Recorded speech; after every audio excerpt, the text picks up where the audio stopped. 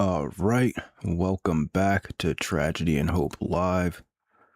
Before we get into the book today, I just want to talk about precious metals and silver since it's been going up in price like super high and everyone seems kind of interested in it now. Now, I wanted to talk about it in comparison to Bitcoin and cryptocurrencies still, because I guess for me personally, the reason why I bought silver, as you can see here, I bought some silver back in like 2017, was mainly for like a grid down barter type situation. It really wasn't like an investment type of deal thing for me personally. It was just more like, well, it's one of those things where, if you have like a silver dollar, you can trade that for stuff in a grid down situation, or even like, if you run out of money or something, who knows. But so I bought these, the big one's like a 2 ounce, and the buffalo head Indian one is a 1 ounce. I bought them for like 20. It was the spot price was like 20, and I had to pay like 21 something, whatever, for per ounce. So they're not like collector's edition or anything. I just bought you just go to like AppMex or whatever exchange and just go to like the random, gold rounds. They have gold bullion too, or I mean silver bullion too, and stuff like that. But anyway, that's just what I did. But I also just have some experiences using both silver and Bitcoin in transactions. And, there's just I would say there's some benefits in the modern system to Bitcoin that silver and other precious metals are lacking.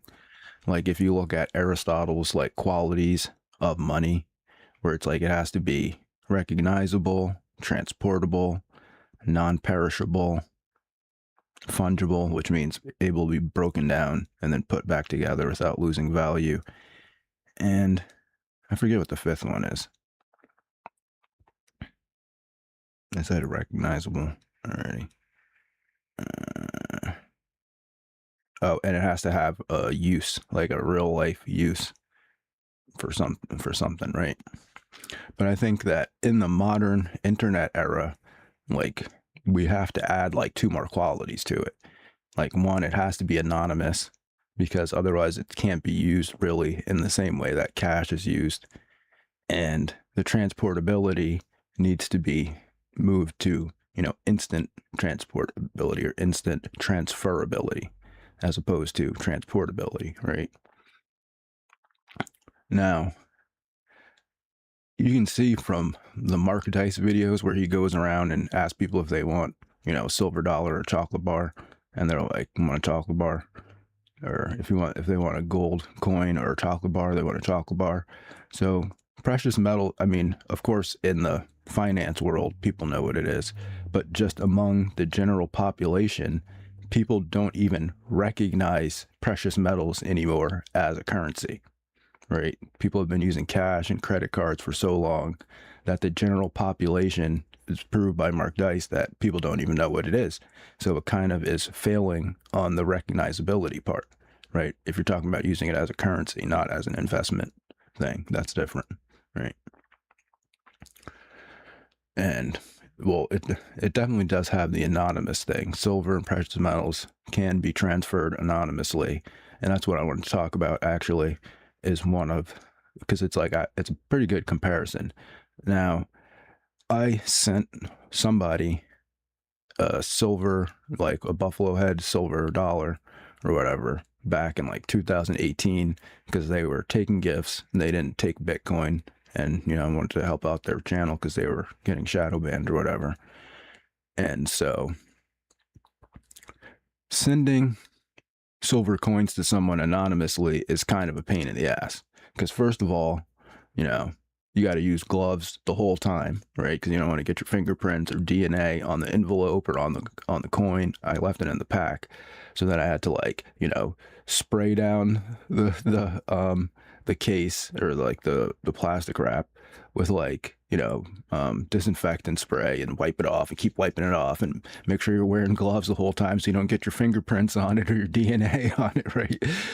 And then I had to get an envelope, make sure I took out the envelope with gloves on, and put the coin in the envelope with the gloves on, and make sure you don't get any dust from your house or anything that they could identify in forensics, right? Which is almost impossible.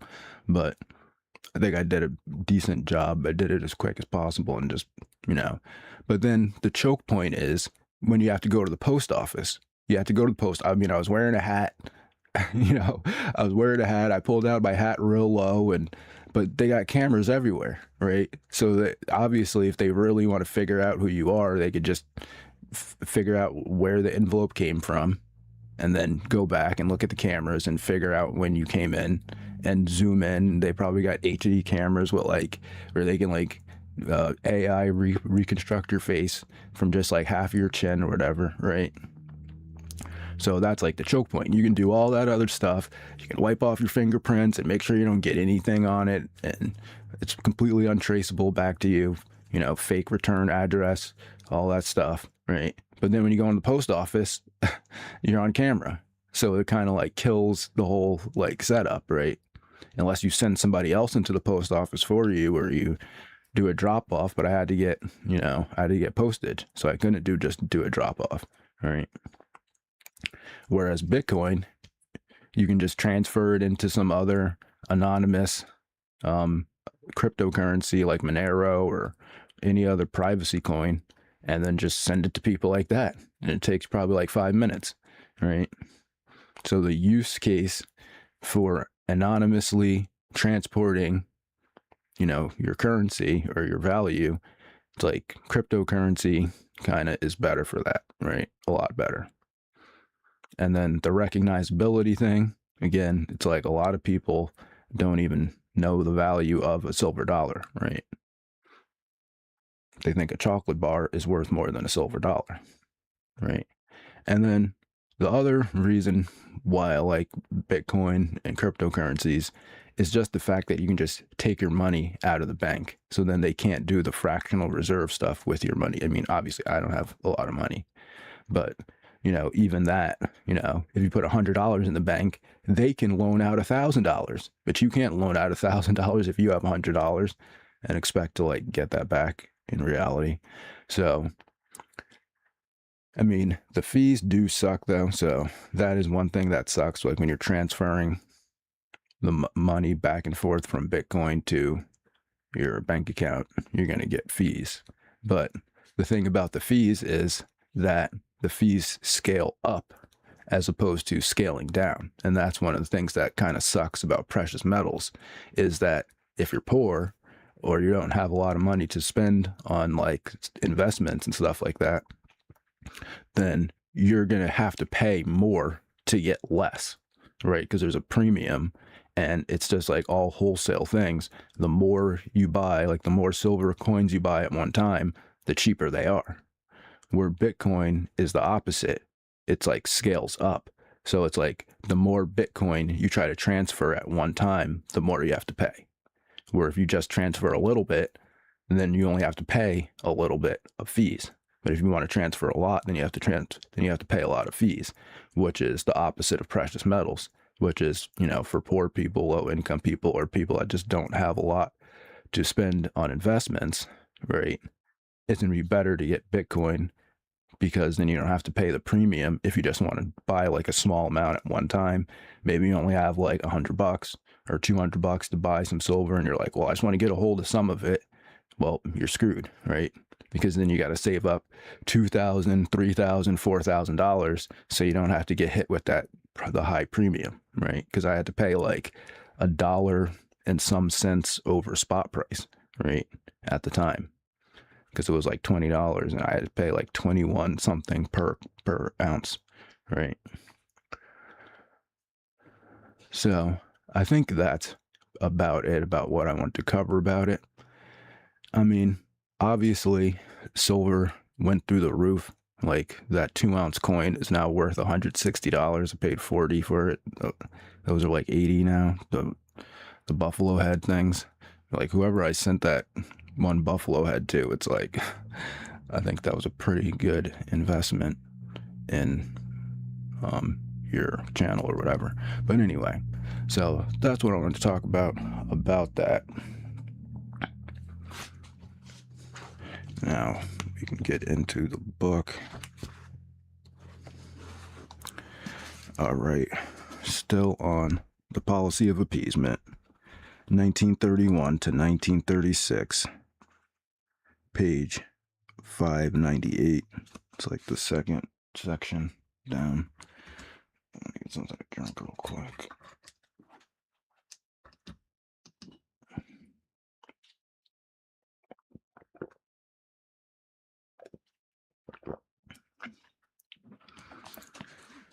Link to the PDF in the description.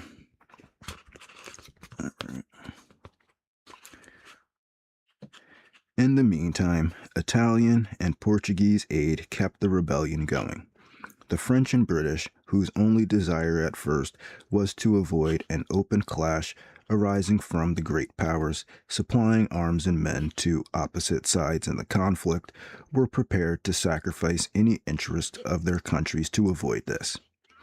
Impelled by pacifist sentiments and a desire to avoid war at any cost, French Premier Léon Blum and French Foreign Minister Yvon Delbos suggested on August 1, 1936, that an agreement not to intervene in Spain should be signed by the chief powers concerned. This idea was eagerly taken up by Britain and was acceptable to the Popular Front government of France, since it was clear that if there was no intervention, the Spanish government could suppress the rebels. Great Britain accepted the French offer at once, but efforts to get Portugal, Italy, Germany, and Russia into the agreement were difficult because of the delays made by Portugal and Italy, both of which were helping the rebels. By August 24th, all six powers had agreed, and by August 28th, the agreement went into effect. Efforts to establish some kind of supervision by the Non-Intervention Committee or by neutral forces were rejected by the rebels and by Portugal, while Britain refused to permit any restrictions to be placed on war material going to Portugal at the very moment when it was putting all kinds of pressure on France to restrict any flow of supplies across the Pyrenees to the recognized government of Spain. November 30th, 1936. Britain also put pressure on Portugal to stop assistance to the rebels, but with little success, as Portugal was determined to see a rebel victory. Along with Italy and Germany, Portugal delayed joining the non-intervention agreement until it decided that such an agreement would hurt the loyalist forces more than the rebels. Even then, there was no intention of observing the agreement or permitting any steps to enforce it if such action would hamper the rebels. On the other hand, France did little to help the Madrid government, while Britain was positively hostile to it. Both governments stopped all shipments of war material to Spain in the middle of August. By its insistence on enforcing non-intervention against the Loyalists, while ignoring the systematic and large-scale evasions of the agreement on behalf of the rebels, Britain was neither fair nor neutral, and had to engage in large-scale violations of international law. Wow, Britain does that? First time I've ever heard of it. Britain refused to permit any restrictions to be placed on war material going to Portugal, in spite of its protest to Portugal for transshipping these to rebels. So yeah, it's just like how the only reason why we thought that Saddam Hussein had any weapons of mass destruction is because we're the ones that sold them to him. And then we're trying to act like, oh, he's got weapons of mass destruction now. It's like, oh, but we forgot the part that we're the ones that sold it to him. It refused to allow the loyalist Spanish Navy to blockade the seaports held by the rebels, and took immediate action against efforts by the Madrid government to interfere with any kind of shipments to rebel areas, while wholesale assaults by the rebels on British and other neutral ships going to Loyalist areas drew little more than feeble protest from Britain.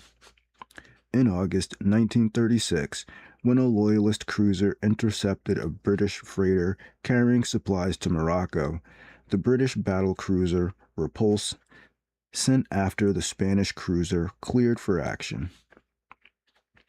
On the other hand, the British refusal to recognize the rebel government or to grant it belligerent status placed interference with shipping by these forces in the category of piracy. Yet Britain did almost nothing when in 1 year, June 1937 to June 1938, 10 British ships were sunk, 10 were captured and held, 28 more were seriously damaged, and at least 12 others were damaged by the rebels out of a total of 140 British ships which went to Spain that year. By the beginning of 1937, Britain was clearly seeking a rebel victory and, instead of trying to enforce non-intervention or to protect British rights on the sea, was actively supporting the rebel blockade of Loyalist Spain. See, this is like one of the craziest points that you really have to like understand about the conspiracy, where it's like a lot of people, they when they say like false flag or whatever, I think that a lot of people, they think that you mean that people didn't actually die. But you got to understand, these people are nuts, right? Like this is showing you right here. Like I'm not saying everyone in the military, right? But you got to think there's a certain percentage of people that join the military because they like killing people, right? That's where you would go if you like, just like, you know, if you like being a pedophile, you become like a teacher or a priest. It's not that priests are pedophiles. It's that pedophiles go to where there are vulnerable children, right? So it's like the same thing. If you want to kill, like, yeah, most people that are in the military are just patriotic people, or they're doing it because they didn't have any other like career options. But then there's a small percentage of people that are there, they just like killing people and they don't care who it is, right? And if they're basically what you would call like a psychopath, right? Where they're like a extreme utilitarian person that also doesn't really have very strong emotions. Like when it comes to like harming other people, I guess, empathetic emotions, right? So like it's hard for people to get their head around that, you know, like somebody would kill people in their own country just for a profit, but it happens all the time, right? Like, because most people are patriotic and most people don't want to harm other people. So it's hard for them to get their head around that someone would make a plan, make a plan where their own troops are getting hurt, killed, injured, their own ships are getting destroyed, right? In order for their larger plan of domination or whatever they're trying to pull off, right, goes through. But it says it right here that the British government was literally letting their own ships get sunk, their own sailors get injured, in order to go follow through with their secret plan to secretly fund Spanish rebels so that they could take over Spain, so that Britain would have a military advantage over Spain.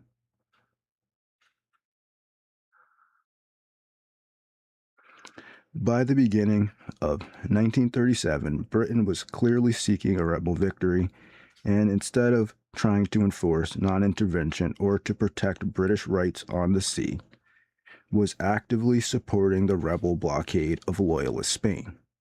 This was clearly evident when the British Navy, after May of 1937, began to intercept British ships headed for Loyalist ports and, on some pretext or simply by force, made them go elsewhere, such as Bordeaux or Gibraltar. These tactics were admitted by the First Lord of the Admiralty in the House of Commons on June 29, 1938.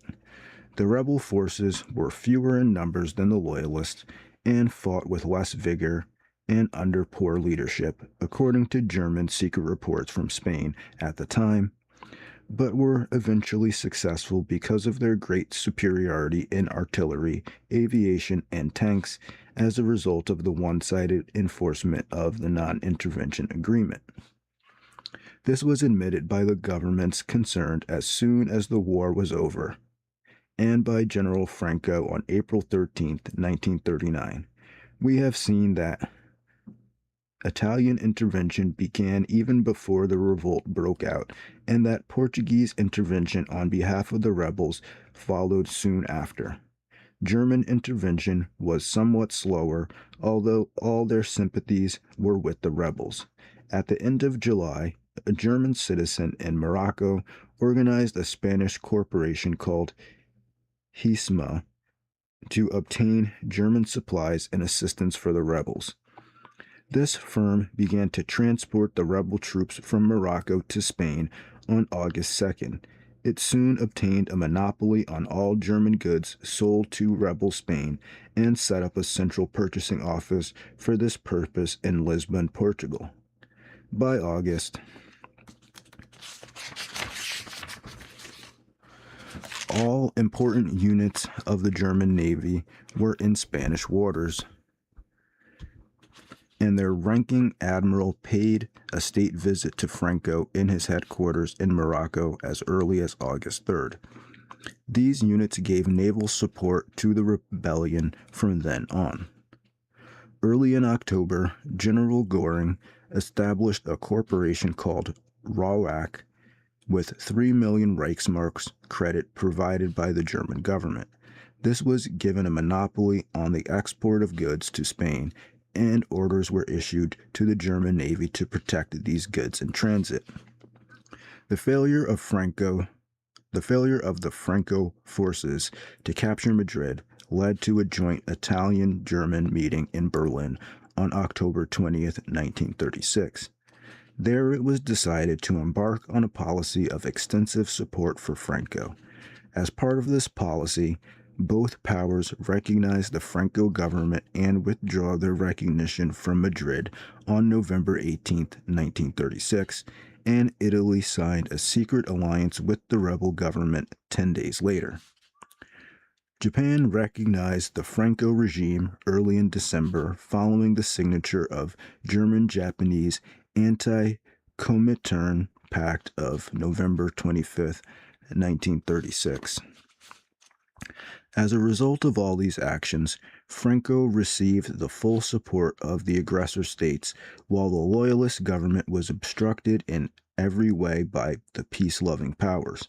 While the Axis assistance to rebels was chiefly in the form of supplies and technical assistance, it was also necessary to send a large number of men to work some of this equipment or even to fight as infantry. See, that sounds a lot like Ukraine right now, where it's like, we're not in the war, but we're just sending troops to train their troops and use some of the equipment. But we're not in the war, though. Trust me. In all, Italy sent about 100,000 men and suffered about 50,000 casualties, of which 6,000 were killed. Germany sent about 20,000 men, although this figure is less certain. The value of the supplies sent to General Franco was estimated by the countries concerned as 500 million Reichsmarks by Germany and 14 billion lira by Italy. Together, this amounts to over $750 million. On the other side, the Loyalists were cut off from foreign supplies almost at once because of the embargoes of the great powers, and obtained only limited amounts, chiefly from Mexico, Russia, and the United States, before the non-intervention agreement cut these off. On January 18, 1937, the American Neutrality Act was revised to apply to civil as well as international wars, and was invoked against Spain immediately, but unofficially pressure from the American government prevented exports of this kind to Spain even earlier. As a result of such actions, shortages of supplies for the Madrid government were evident at the end of August and became acute a few weeks later, while supplies for the rebels were steadily increasing. The Madrid government made violent protest against the Axis intervention both before the Non-Intervention Committee in London and before the League of Nations. These were denied by the Axis powers. An investigation of these charges was made under Soviet pressure, but the committee reported on November 10th that these charges were unapproved.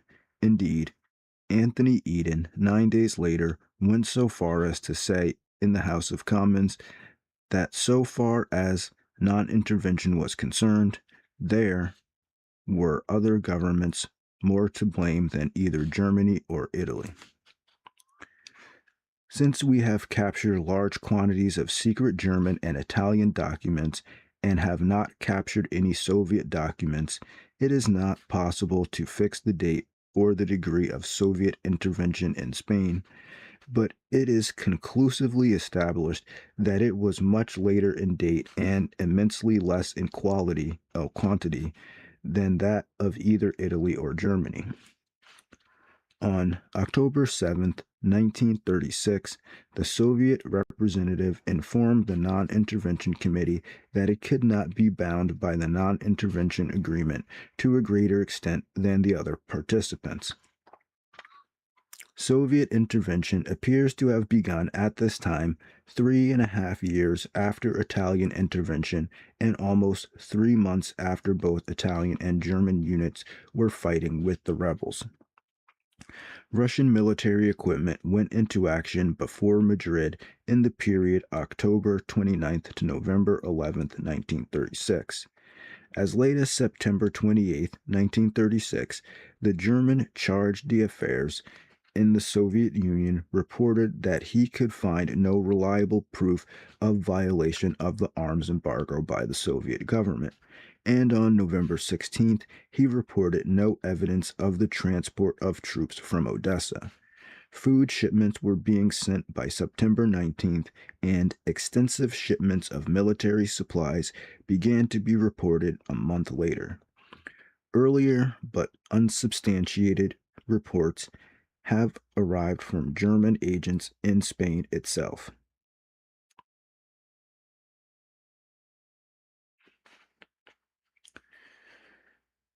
The amount of Soviet aid to Madrid is not known. Estimates of the number of technical advisors and assistants vary from 700 to 5,000, and were probably not over 2,000. No infantry forces were sent. In addition, the Third International recruited volunteers throughout the world to fight in Spain. These went into action early in November 1936, before Madrid, and were disbanded in October 1938. This Soviet intervention in support of the Madrid government at a time when it could find support almost nowhere else served to increase communist influence in the government very greatly, although the number of communists in Spain itself were few and they had elected 14 of 473 deputies in February 1936. Communists came into the cabinet for the first time September 4th, 1936. In general, they acted to maintain the Popular Front, to concentrate on winning the war, and to prevent all efforts towards social revolution by the extreme left. For this reason, they overthrew Largo Calabrero's government in May 1937 and set up Juan Negrin, a more conservative socialist, as premier in cabinet, which continued on the same general lines until after the war ended.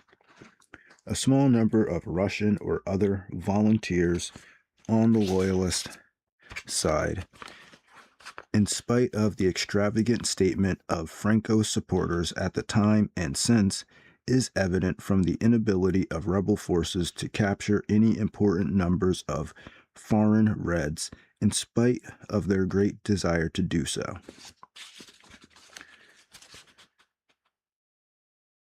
After the Battle of Teruel, at which such foreign reds were supposed to be very active, Franco had to report to Germany that he had found very few among 1,400 captives taken. This fact had to be kept strictly confidential, he said, December 1937. As a matter of fact, intervention in Spain by the Soviet Union was not only limited in quantity, but was also of brief duration, chiefly between October 1936 and January 1937. The road to Spain was, for the Soviet Union, a difficult one, as the Italian submarine fleet was waiting for Russian shipments in the Mediterranean and did not hesitate to sink it. This was done in the last few months of 1936. Moreover, anti-Comintern Pact of November 1936 and the Japanese attacks on North China in 1937 made it seem that all Russian supplies were needed at home.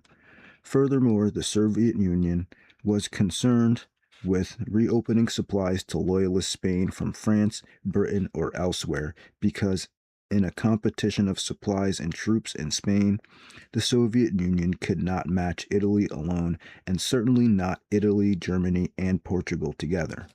Finally, the German government in 1936 gave the Czechoslovak leader Edward Beneš documents indicating that various Soviet army officers were in contact with German army officers. When Beneš sent these documents on to Stalin, they gave rise to a series of purges and treason trials in the Soviet Union, which largely eclipsed the Spanish Civil War and served to put a stop to the major part of the Soviet contribution to the loyalist government. Efforts to compensate for this decrease in Soviet support by an increase in support by the Third International were not effective, since the latter organization could get men to go to Spain but could not obtain military supplies, which were what the loyalist government needed for their own manpower. Although the evidence for Axis intervention in Spain was overwhelming and was admitted by the powers themselves early in 1937, the British refused to admit it and refused to modify the non-intervention policy, although France did relax its restrictions on the frontier sometimes, notably in April to June 1936.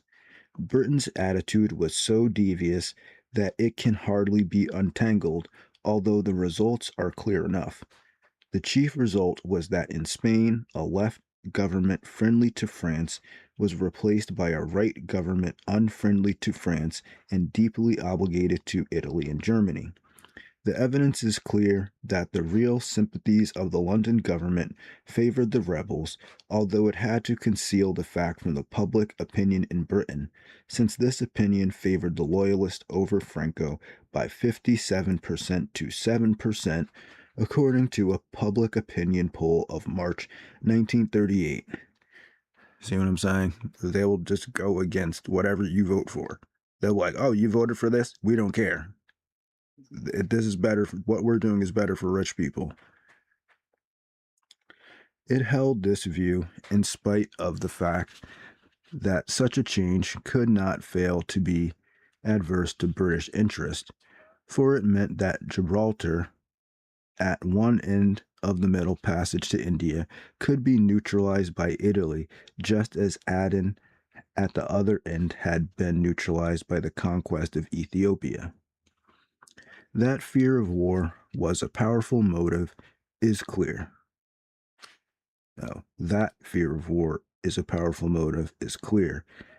But such fear was more prevalent outside the government than inside. On December 18, 1936, Eden admitted that the government had exaggerated the danger of war 4 months earlier to get the non-intervention agreement accepted, and when Britain wanted to use force to achieve its aims, as it did against the piracy of Italian submarines in the Mediterranean in autumn of 1937, it did so without the risk of war. The non-intervention agreement, as practiced, was neither an aid to peace nor an example of neutrality, but was clearly enforced in such a way as to give aid to the rebels and place all possible obstacles in the way of the loyalist government suppressing the rebellion. This attitude of the British government could not be admitted publicly, and every effort was made to picture the actions of the Non-Intervention Committee as one of even-handed neutrality. In fact, the activities of this committee were used to throw dust in the eyes of the world, and especially in the eyes of the British public.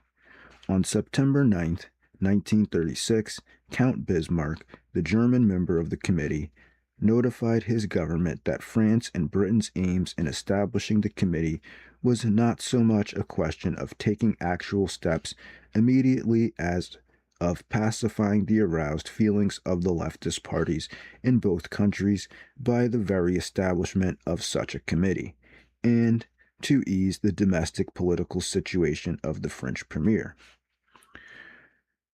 For months, the meaningless debates of the committee were reported in detail to the world, and charges, countercharges, proposals, counterproposals, investigations, and inconclusive conclusions were offered to a confused world, thus successfully increasing its confusion. So this is what they do, right? They pretend like they're debating it in public. They pretend like they're taking the public's opinion into consideration. They have people that are claiming to represent the public and say that they're working hard on the problem, when in actuality, they don't care about the problem. They're doing the exact opposite. They're actually trying to make the problem worse. And then when you figure out that they're making the problem worse, instead of going and fixing the problem, they try to confuse you. They bring out freaking agents that say that they're on your side and then tell you that they're working for you, and don't worry about it, just go back to your job because we're working for you, and then but they work for them. And they'll just keep bringing out more and more people that you've never heard of before, and they'll just be like, yeah, but we're totally with you, bro, just don't worry about it. In February 1937, an agreement was made to prohibit the enlistment or dispatch of volunteers to fight on either side in Spain, and on April 30th, patrols were established on the Portuguese and French borders of Spain, as well as on the seacoast of Spain. At the end of the month, Portugal ended the supervision on her land frontier, while Italy and Germany abandoned the sea patrol. Constant efforts by Portugal, Italy, and Germany to win recognition for the rebels as belligerents under international law were blocked by Britain, France, and Russia. Such recognition would have allowed the rebel forces those rights on the high seas which the recognized government of Madrid was in practice being denied. Russia wished to extend belligerent rights to Franco only if all foreign volunteers were withdrawn first. While debating and quibbling went on about issues like belligerency, supervision by patrols, withdrawal of volunteers, and such before the Non-Intervention Committee in London, the Franco rebel forces, with their foreign contingents of Moors, Italians, and Germans, slowly crushed the Loyalist forces.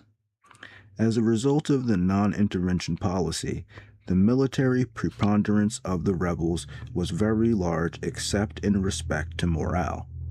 The rebels generally had about 500 or even more planes, while the government had at one time as many as 150. It has been estimated that the greatest concentration of Loyalist artillery was 180 pieces at the Battle of Teruel in December 1937, while the greatest concentration of rebel artillery was 1,400 pieces against 120 on the Loyalist side at the Battle of Ebro on July 1938. The Italian Air Force was very active with 1,000 planes making over 86,000 flights in 5,318 separate operations, during which it dropped 11,584 tons of bombs during the war. With this advantage, the nationalist forces were able to join their southwestern and northwestern contingents during 1936 to crush the Basques and form a continuous territory between Galicia and Navarre across the northern Spain in 1937, to drive eastward across Spain to the east coast, and in 1938, thus cutting Loyalist Spain in two to capture most of Catalonia, including Barcelona, in January 1939 and close in on Madrid in 1939. The Loyalist capital surrendered on March 28th. England and France recognized the Franco government on February 27, 1939, and the Axis troops were evacuated from Spain after a triumphal march through Madrid in 1939. When the war ended, much of Spain was wrecked. At least 450,000 Spaniards had been killed, of which 130,000 were rebels, the rest loyalists, and an unpopular military dictatorship had been imposed on Spain as a result of the actions of non-Spanish forces. About 400,000 Spaniards were in prisons, and large numbers were hungry and destitute. Germany recognized this problem and tried to get France to follow a path of conciliation, humanitarian reform, and social, agricultural, and economic reform. This advice was rejected, with the result that Spain had remained weak, apathetic, war-weary, and discontented ever since. Damn, Germany was trying to help Spain out. France and Britain were like, nah, man, we can't help them out.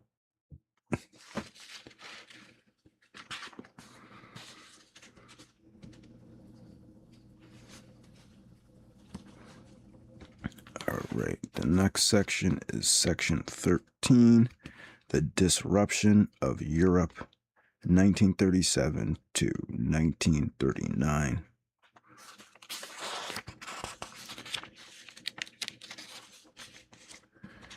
Okay, so it's the Austria and Felix, the Czechoslovak crisis, and the year of dupes. All right. Austria and Felix, 1933 to 1938. The Austria, which was left after the Treaty of Saint Germain, was so weak economically that its life was maintained only by financial aid from the League of Nations and the Western Democratic States. Its area of population had been so reduced that it consisted of little more than the great city of Vienna, surrounded by a huge but inadequate suburb. The city, with a population of 2 millions in a country, 2 millions with a S, page 607. With a population of 2 million in a country whose population had been reduced from 52 to 6.6 million, had been the center of a great empire, and now was a burden on a small principality. Moreover, the economic nationalism of succession states like Czechoslovakia cut this area off from the lower Danube and the Balkans, whence it had drawn its food supply in the pre-war period. Worse than this, the city and the surrounding countryside were antithetical in their outlooks on every political, social, or ideological issue. The city was socialist, democratic, anti-clerical, if not anti-religious, pacifist, and progressive in the 19th century, meaning of the word progress. The country was Catholic, if not clerical, ignorant, intolerant, belligerent, and backwards. Each area had its own political party, the Christian Socialists in the country and the Social Democrats in the city. These were so evenly balanced that in none of the 5 elections from 1919 to 1930 did the vote polled for either party fall below 35% or rise above 49% of the total vote cast. This meant that the balance of power in Parliament fell to the insignificant minority parties like the Pan-Germans or the Agrarian League.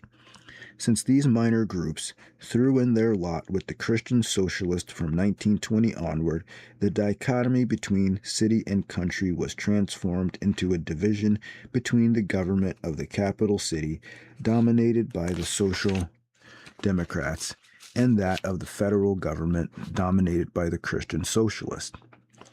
The Social Democrats, although very radical and Marxist in word, were very democratic and moderate indeed.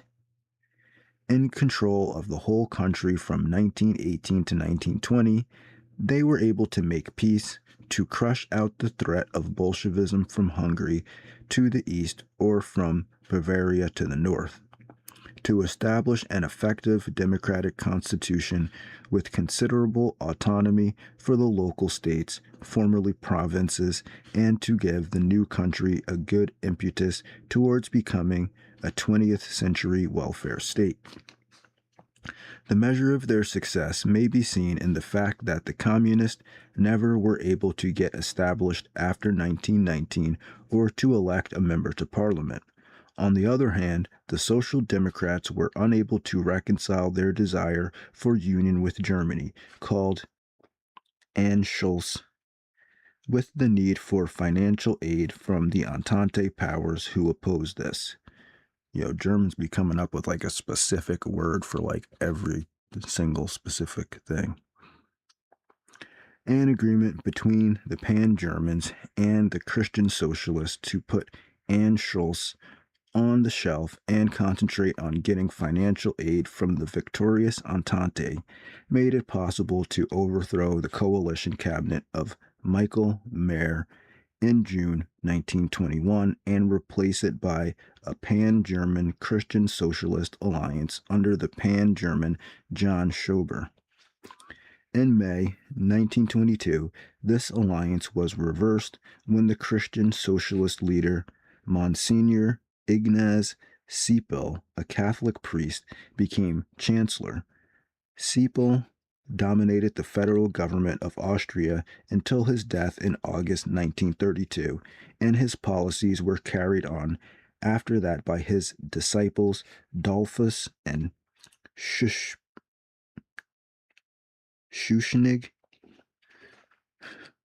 That's a funny name. It's like Schuschnigg. Spiel was able to achieve a certain amount of financial reconstruction by wringing international loans from the victorious powers of 1918. He achieved this in spite of Austria's poor credit status by insisting that he would be unable to prevent Anschluss if Austria reached a stage of financial collapse.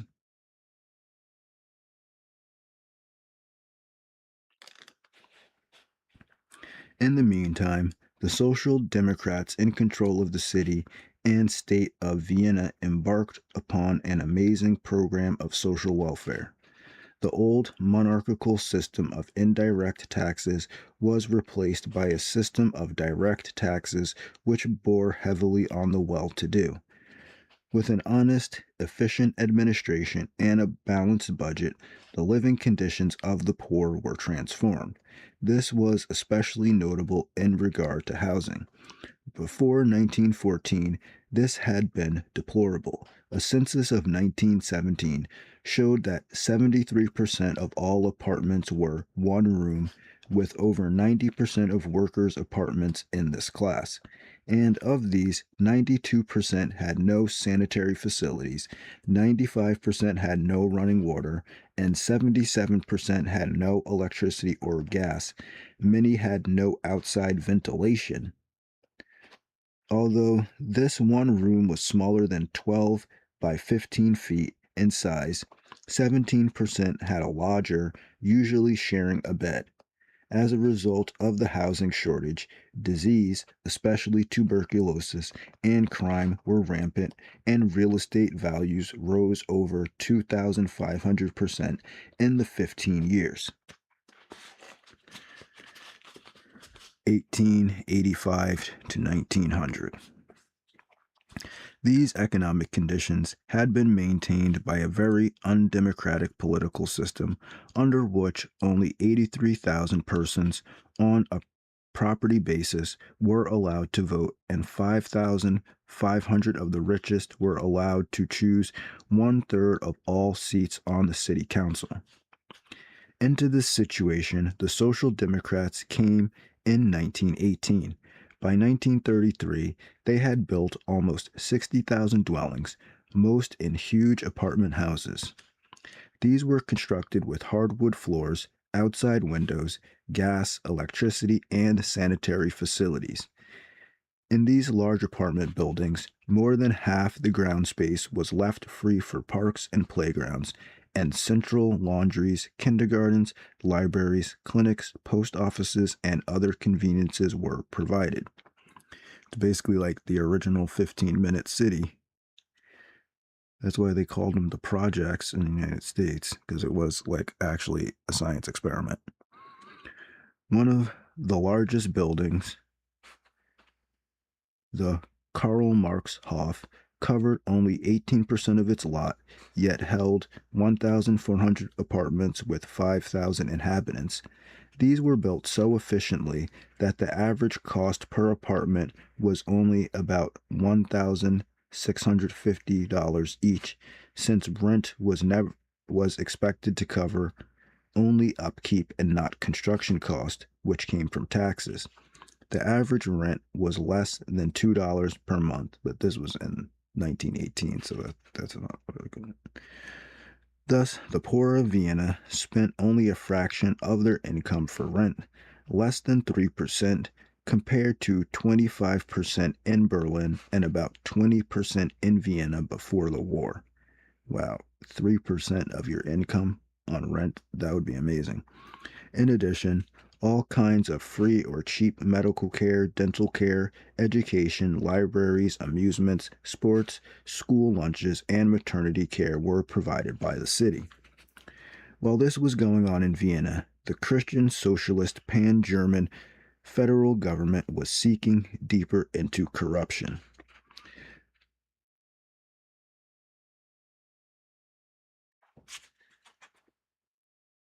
Oh, the Diverman federal government was seeking German federal government. Oh, the diversion of public funds to banks and industries controlled by Siepel's supporters was revealed by parliamentary investigation in spite of the government's efforts to conceal the facts.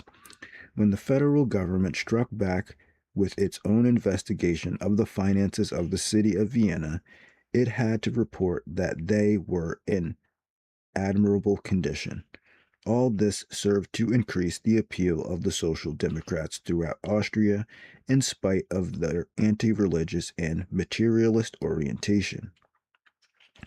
This can be seen from the fact that the socialist electoral vote increased steadily, rising from 35% of the total vote in 1920 to 39.6% in 1923 and to 42% in 1927. At the same time, the number of Christian socialist seats in Parliament fell from 85 in 1920 to 82 in 1923 to 73 in 1927 and 66 in 1930. In 1927, Monsignor Siepel formed a unity list of all the anti-socialist groups he could muster, but he could not turn the tide. The election gave his party only 73 seats compared to 71 for the Social Democrats, 12 for the Pan-Germans, and 9 for the Agrarian League. Accordingly, Siepel embarked on a very dangerous project.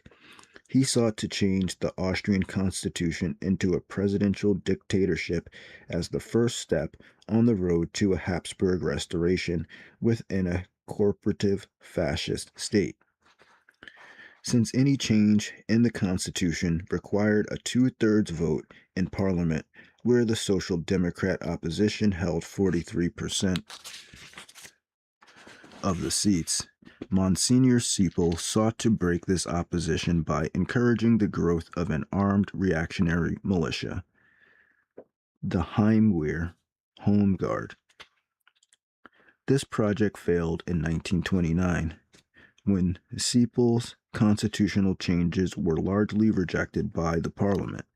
As a result, it became necessary to use illegal methods, a task which was carried out by Sepal's successor, Engelbert Dollfuss, in 1932 to 1934. The Heimwehr first appeared in 1918 and 1919 as a band of armed peasants and soldiers formed on the fringes of Austrian territory to resist incursions of Italians, South Slavs, and Bolsheviks. After this danger passed, it continued in existence as a loose organization of armed reactionary bands, financed at first by the same German army groups which were financing the Nazis in Bavaria at the same time, 1919 to 1924. Later, these bands were financed by industrialists and bankers as a weapon against the trade unions, and after 1927 by Mussolini as part of his projects of revisionism in the Danube area. At first, these Heimwehr units were fairly independent, with their own leaders in different provinces. After 1927, they tended to coalesce, although rivalry between leaders remained bitter. These leaders were members of the Christian Socialist or Pan-German parties and sometimes had Habsburg sympathies. The leaders were Anton Reutlin and Walter, I don't know how to pronounce that. It's a PF, maybe it's Fremer in Styria, Richard Stadel in Tyrol, Prince Ernst Rudiger von Starhemberg in Upper Austria, and Emily Fay in Vienna. The chief of the general staff of the movement, as it became unified, was a multi-murderer fugitive from Germanic justice, Waldemar Pabst, who had been involved in numerous political murders ordered by the nationalists in Germany in the period 1919 to 1923. So he was like an assassin. These organizations openly drilled in military formations, made weekly provocative marches into industrial areas of the city, openly declared their determination to destroy democracy, labor unions, and the socialists, and to change the Constitution by force, and assaulted and murdered their critics. Sepal's efforts to amend the Constitution by using Heimwehr pressure against the Social Democrats failed in 1929, although he did succeed in increasing the powers of the Christian Democratic President Wilhelm Miklas somewhat. About that same time, Sepal rejected an offer from the Social Democrats to disarm and disband both the Heimwehr and the Social Democratic militia, the Schutzbund. Sepal's tactics alienated his supporters in the Pan-German and Agrarian League, so that his party no longer commanded a majority in the chamber.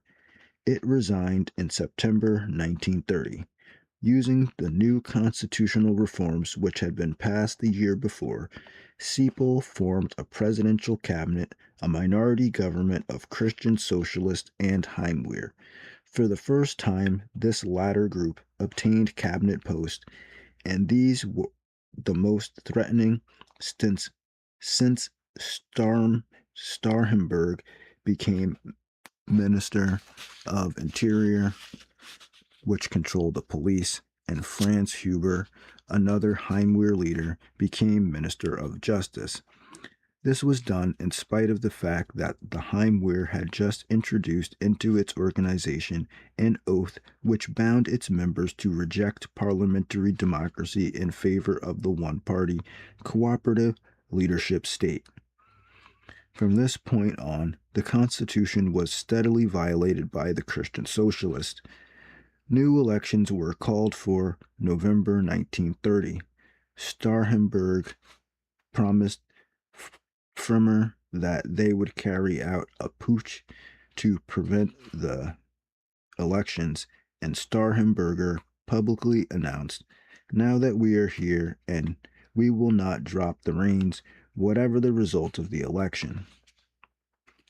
Chancellor Karl Vaughan, however, was convinced his group would win the election. Accordingly, he vetoed the putsch. Minister of Justice Huber confiscated the papers of the Pan-Germans, the Agrarians, and the dissident Christian Socialists, as well as of the Social Democrats, during the campaign on the ground that they were Bolshevik. In this confusion of cross purposes, the election was held, the last election held in pre-war Austria. The Christian Socialists lost 7 seats, while the Social Democrats gained 1. The former had 66, the latter 72. The Heimwehr had 8, and the Pan-German Agrarian Bloc had 19. The minority Spiel government, Siepel government tamely resigned, replaced by a more moderate Christian socialist government under Otto Ender, with pan-German agrarian support.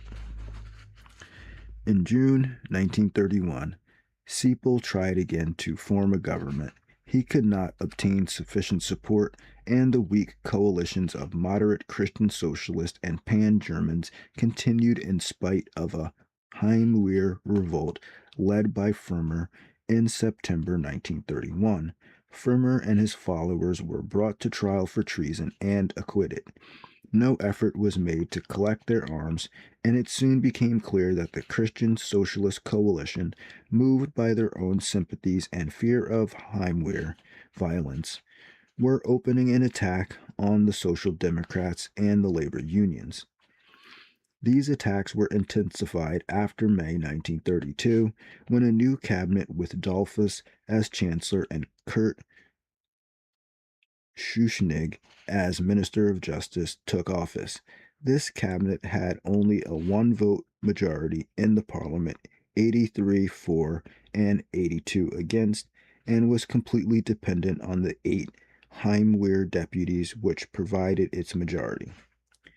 It would not call an election because the Christian Socialists knew they would be overwhelmed. Since they were determined to rule, they continued to rule illegally and eventually unconstitutionally. Although the Nazis in Austria were growing stronger and more violent every day, the Christian Socialist Heimwehr coalition passed its time destroying the Social Democrats. The Heimwehr militia would attack the socialists in the industrial parts of the city, coming in by train from rural areas for the purpose, and the Christian Socialist government would then suppress the Social Democrats for these disorders. After one such affair, in October 1932, Dollfuss appointed the Heimwehr leader, Ernest Fay, as State Secretary, later Minister for Public Security, with command of all the police in Austria. This gave the Heimwehr 8 seats in Parliament, 3 in the cabinet. Fay at once prohibited all meetings except by Heimwehr. From that point on, police systematically raided and destroyed Social Democrat and labor union property, searching for arms, they said. On March 4, 1933, the Dollfuss government was beaten in Parliament by 1 vote, 81 to 80. It threw out 1 vote on a technicality and used the resulting uproar as an excuse to prevent by force any more meetings of Parliament. Yeah, that's a good idea. That's the best way to do it. Dollfuss ruled by decree. using a law of the Habsburg Empire of 1917. This law allowed the government to issue emergency economic decrees during the war if they were approved by Parliament within a stated period subsequently. So that's what they do, right? You you basically do something to piss everybody off. Then when people rightly, justifiably get upset, then you attack them, claiming that you have to quell a rebellion, right? And then you institute martial law and say, well, now, look, these people are going nuts. We can't have an election now. Now you have to just let me be like a strong man, put me in charge like a dictator. It's the problem, reaction, solution that David Icke talks about all the time. The Habsburg Empire and the war were both finished, and the decrees of Dolphus were not concerned with economic matters, nor were they accepted by Parliament within the stated period, but the government used this method to rule for years. The first decrees ended all meetings, censored the press, suspended local elections, created concentration camps, wrecked the finances of the city of Vienna by arbitrary interference with tax collections and expenditures, wrecked the Supreme Constitutional Court to prevent it from reviewing the government's acts and reestablishing the death penalty. These decrees were generally enforced only against the Social Democrats and not against either the Nazis nor the Heimwehr, who were reducing the country to chaos. When the socialist mayor of Vienna disbanded the Heimwehr unit of that city, he was at once overruled by Dollfuss. In May, the Christian Socialist Party conference failed to elect Dollfuss as head of the party. He at once announced that Parliament would never be restored and that all political parties would be absorbed gradually into a single new party, the Fatherland Front. From this time on, Dollfuss and his successor, Schuschnigg, worked little by little to build up a personal dictatorship. This was not easy, as the effort was opposed by the Social Democrats, who insisted on a restoration of the Constitution, by the Pan-Germans and their Nazi successors, who wanted union with Hitler's Germany, and by the Heimwehr, who were supported by Italy and wanted a fascist state to dominate the Danube area. While Dollfuss continued his attacks on the workers, the Nazis began to attack him and the Heimwehr. The Nazi movement in Austria was under direct orders from Germany and was financed from there. It engaged in wholesale attacks, parades, bombings, and murderous assaults on the government's supporters. In May 1933, Hitler crippled Austria financially by putting a 1,000 mark tax on all German tourists going to Austria. On June 19th, Dollfuss outlawed the Nazis, arrested their leaders, and deported Hitler's Inspector General for Austria. The Nazi Party went underground but continued its outrages, especially hundreds of bombings and thousands of acts of vandalism. In June 1933, they tried to murder Steidl and Reintlin, and in October they succeeded in wounding Dollfuss. In the face of these Nazi atrocities, Dollfuss continued his methodical destruction of the socialists. Since 1930, and probably since 1927, Mussolini had been arming Hungary and the Heimwehr in Austria. The Social Democrats, supported by Czechoslovakia and France, opposed this. In January 1933, the Socialist Railway Union revealed that a train load of 50,000 rifles and 200 machine guns was en route from Mussolini to the Heimwehr and to Hungary. In the resulting controversy, a joint Anglo-French note protesting this violation of the peace treaties and ordering the arms to either be returned to Italy or destroyed was rejected by Dollfuss. Instead, Dollfuss made an agreement with Mussolini for support against the Nazis through the Heimwehr and for destroying the socialists in Austria. In March 1933, Dollfuss outlawed the Republican Defense Corps, the militia of the Socialist Party, took the Heimwehr into his cabinet, and ended Parliament. Because the continued agitations of the Nazis in 1933 made necessary more support for Dollfuss from Mussolini and the Heimwehr, the government began to take steps to abolish the socialist movement completely. At the end of January 1934, orders were issued to the Heimwehr, and they began to occupy Union headquarters, socialist buildings, and the city halls of various provincial cities. On February 10th, Fay arrested most of the leaders of the socialist militia, and the following day made a speech to the Heimwehr in which he said, "Chancellor Dollfuss is our man. Tomorrow we shall go to work, and we shall make a thorough job of it." Bloodshed had already occurred in the provinces, and when on February 12th, Fay attacked the workers in Vienna in their union centers, their socialist headquarters, and their apartment houses, full-scale fighting broke out. The government had an overwhelming advantage, using the regular army as well as the Heimwehr and police, and bringing up field artillery to smash the great apartment houses. By February 15th, the fighting was finished. The Socialist Party and their labor unions were outlawed, their newspapers declared illegal, hundreds were dead, thousands were in concentration camps and prisons, thousands more were reduced to economic want. The elective governments of Vienna was replaced by a federal commissar. All the workers' welfare, sports, and educational movements were wrecked, and the valuable properties of these organizations had been turned over to more favored organizations, such as the Heimwehr and Catholic groups. Soon afterwards, rents were raised in the socialist apartment houses. Tenants were forced to pay for facilities which had previously been free, including garbage collection. Workers were forced in one way or another to join the Fatherland Front, and even the socialist workers were forced to seek jobs through the employment exchanges of Catholic unions.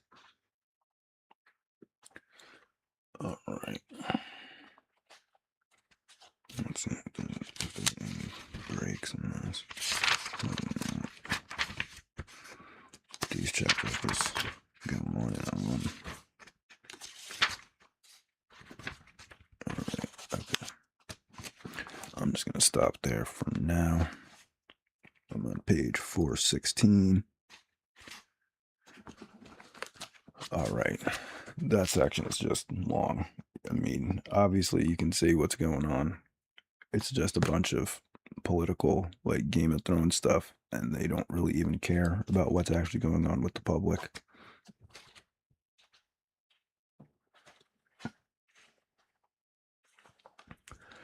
So, yeah, I'll continue that tomorrow, hopefully, if I'm still here.